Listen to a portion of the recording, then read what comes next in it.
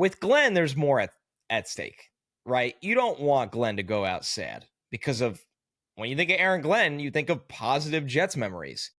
So it means a little more here now that his legacy is there's no way his legacy could be ruined as a Jet because that's not fair. It's you can separate what he does, what he did as a player, and what he will do as a coach, but you do care a little bit more. And I think that something odd that I'm looking forward to, and this might sound not loserish, but it's I'm fascinated by how you know sports fans are in this era where you have Twitter, you have nonstop coverage and takes and discussions, and I think it's all great. It's obviously been really fruitful to you and I specifically that we get to do this. But expectations to me are just, it's wild what expectations do to a season from your morale and excitement or perspective.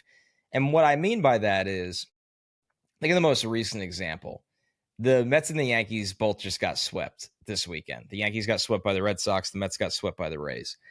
And the Mets and the Yankees are two of the best teams in all baseball right now. There is a real world where they can meet in the Subway Series for a World Series. Like, that's how good both teams have been this year. But the expectations coming into the year, besides the Dodgers being in the way, is that the Mets and the Yankees should be two of the best teams in baseball. So when they get swept, even though they've dominated all year, it feels like a gut punch. And you have to step back and be like, this is a long season. There's 162 games. This is going to happen naturally. And if they didn't come into the season with those expectations, you wouldn't feel like that at all. You'd just be happy that they're both in first place. This happened with the Rangers this year. The Rangers won the President's Trophy 2 years ago, where expectations weren't as high. They had a phenomenal season and took Florida right down. They were 2 wins away from going to the Cup.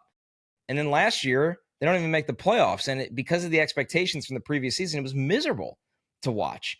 The Mets, though, before this year, they had a horrible start. The expectations weren't that crazy, and they ended up being 2 wins away from making it to the World Series. It was one of the most fun seasons you could ever have as a Met fan.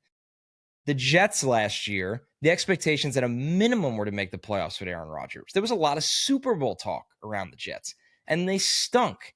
And not only did they stink, they were a group of mercenaries that weren't very fun to watch, like you just said. That's what it all comes back to, your point, Joe. Not only are expectations lower for the Jets this year because they don't have these high-profile mercenary kind of players, but they're actually trying to build something. And I think there's an understanding from a lot of the fans that they're projected, they're over under 6.5 wins, okay? Like you're saying, if they're a 7 or 8 win team, that could still be fun. That could be a lot of